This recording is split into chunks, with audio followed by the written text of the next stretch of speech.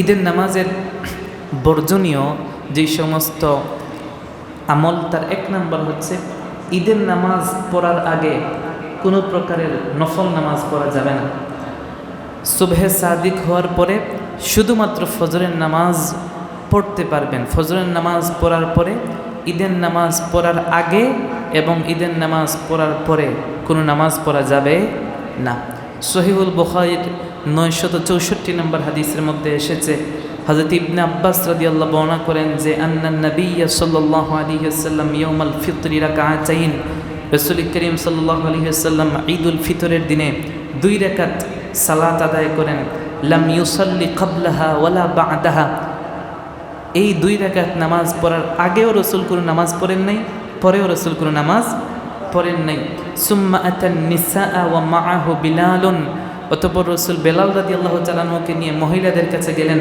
ফাআমারাহুন্না বিসাদাকাতিন, মহিলাদেরকে গিয়ে আদেশ দিলেন তোমরা বেশি বেশি করে সাদকা করো। ফাজআলনা ইউলকিনা তুলকিল মারআতু খুরসাহা ওয়াসিখাবাহা, আল্লাহর হাবিব সাল্লাল্লাহু আলাইহি ওয়াসাল্লাম যখন তাদেরকে আদেশ দিয়ে গেলেন তখন তারা সদকা করা শুরু করলেন। নারীদের কেউ কেউ আংটি সদকা করলেন, কেউ কেউ গলার হার আল্লাহর রাস্তায় দান করা শুরু করলেন। তাহলে এই হাদিস থেকে আমরা যে মাসালাটা পাই সেটা হচ্ছে ঈদের নামাজ কয় রাকাত? 2 রাকাত।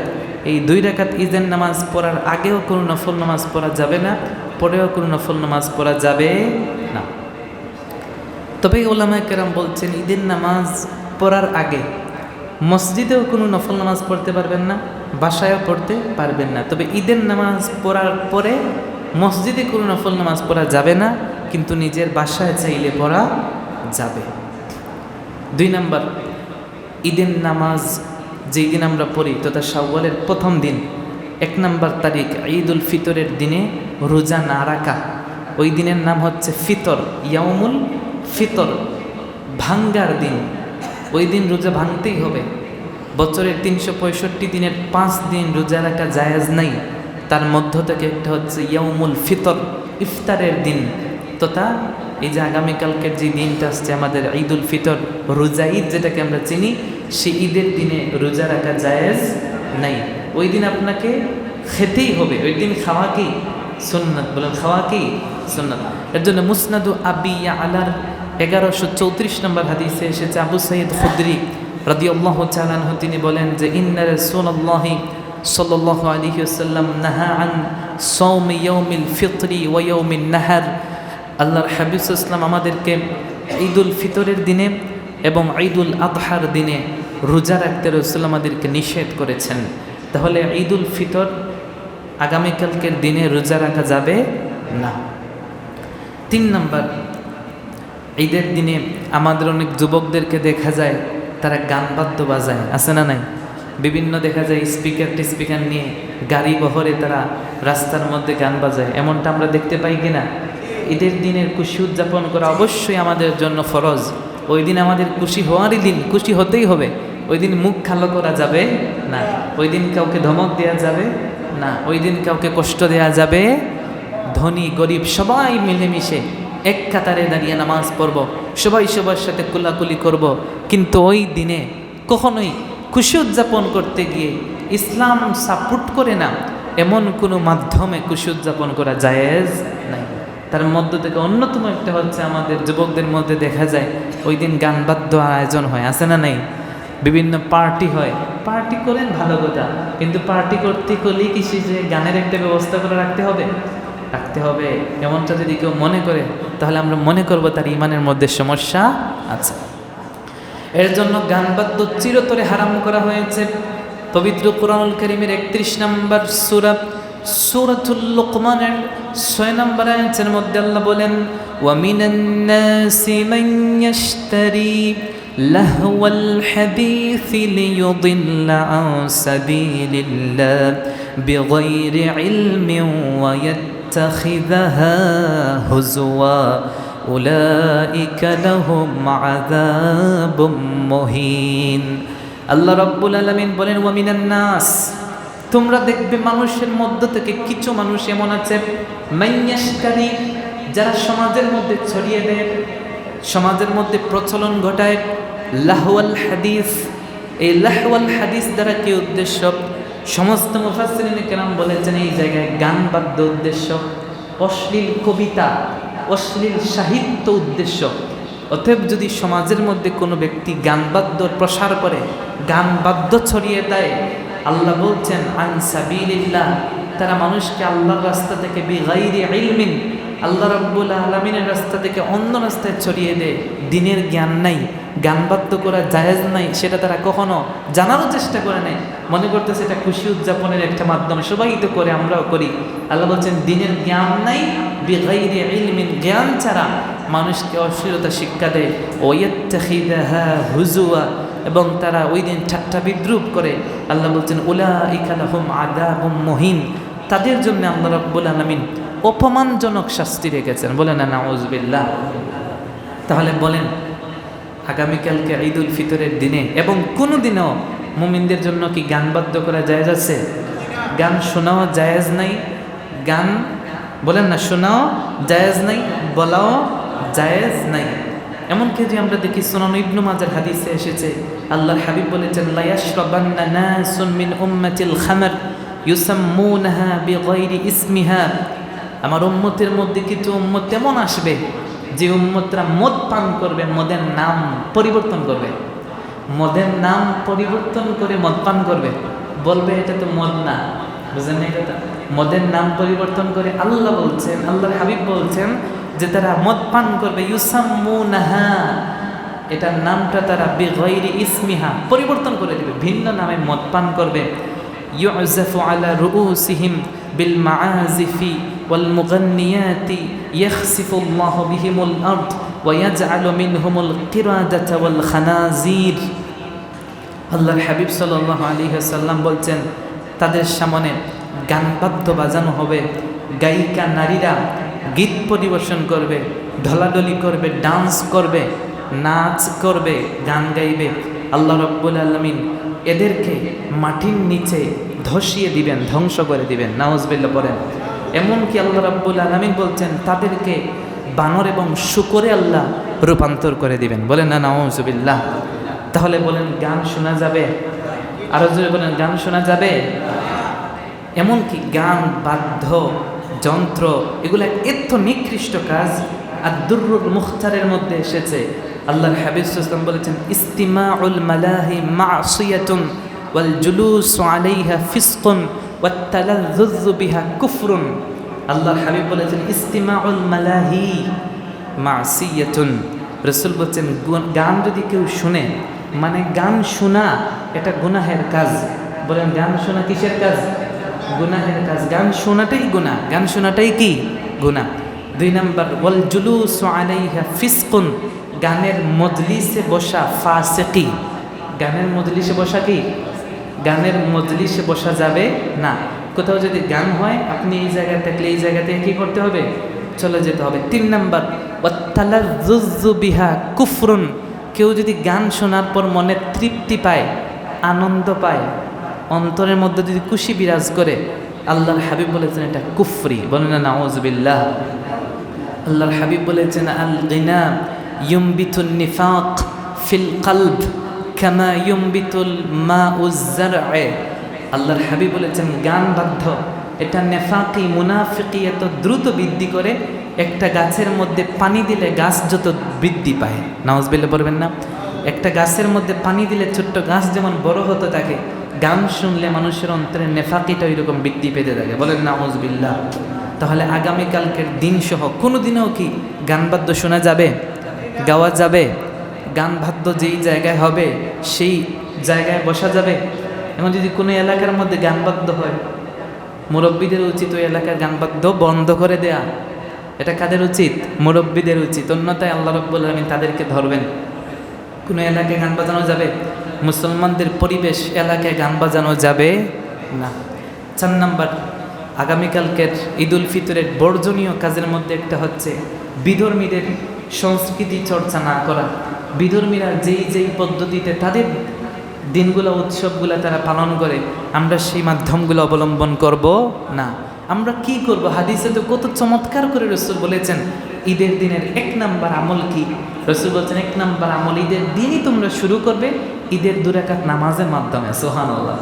আপনি ঈদের দিন সকাল সকাল ঘুম থেকে উঠবেন, ঈদের ময়দানে যাবেন, নতুন কাপড় পরবেন, এলাকার সবার সাথে দেখা হবে, কোলাকুলি করবেন, মুসাফা মুআনাকা করবেন কিনা? আপনি যখন মুসাফাহ করবেন, অনেকে মুসাফাহ করে না, ঈদের নামাজে আসে চলে যায়, জিগায় না, জিগাবেন। আল্লাহর হাবিব সাল্লাল্লাহু আলাইহি ওয়াসাল্লাম বলছেন কেউ যখন মুসাফাহ করে, এই হাত যখন একত্রিত করে মুসাফাহ করে, ইয়াগফিরুল্লাহু লানা ওয়া লাকুম বলে দোয়া করে, তাদের হাত পৃথক করার আগে আল্লাহ তাদের গুনাহগুলো মাফ করে দেন। সুবহানাল্লাহ। তাহলে মুসাফাহ করবেন কিনা? মুসলমানদের পরিচয় দেখা হলে সালাম দেয়।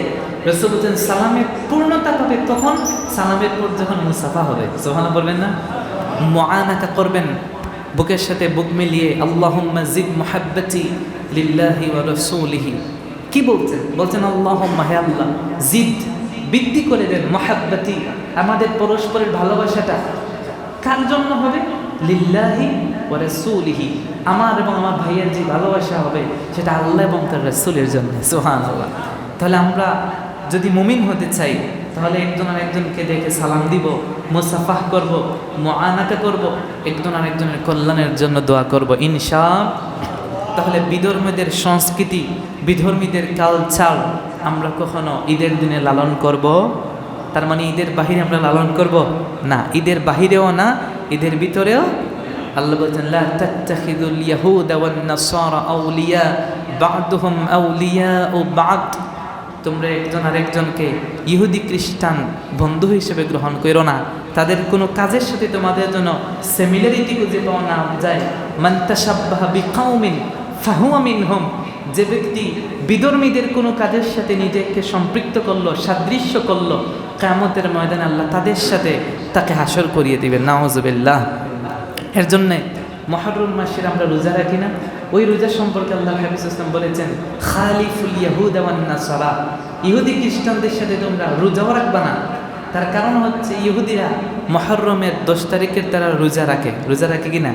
মুহররমের তারা রোজা রাখে, ওই দিন রোজা রাখে। তারা বলে যে আল্লাহ রাব্বুল আলামিন গাররাকা মূসা, যে গাররাকা ফিরআউন ওয়া জুনুদুহু, ফেরাউন এবং তার দলকে আল্লাহ রাব্বুল আলামিন ধ্বংস করেছিলেন, এর জন্য মূসা রোজা রেখেছেন, আমরাও রোজা রাখি। আল্লাহর হাবিব সাল্লাল্লাহু আলাইহি ওয়াসাল্লাম বলছেন তারা রাখে রোজা কয়টা? একটা। তোমরা আর একটা রাখবা না, একটা রাখলে তাদের সাথে সাদৃশ্য হবে। তোমরা রাখবে কয়টা? 2টা। তাহলে রোজা রাখার ক্ষেত্রে যেই জায়গায় রাসূল পার্থক্য বলেছেন খালিফুল ইয়াহুদা ওয়ান নাসারা, ইহুদি মুশরিকদের সাথে নাসারাদের সাথে তোমাদের কোনো যেন সিমিলারিটি খুঁজে পাওয়া না যায়। অতএব বিধর্মীদের, অমুসলিমদের কোনো প্রকারের কৃষ্টি কালচার আপনি মুসলমান হয়ে কখনো লালন করতে পারেন।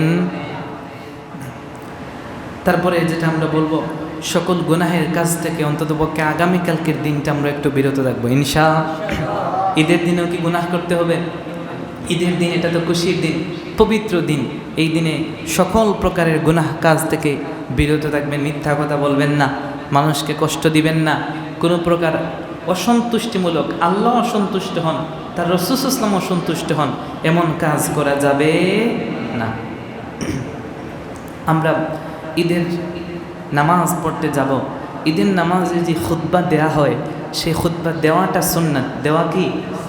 সেই খুতবা শোনাটা হচ্ছে ওয়াজিব। শোনা কি?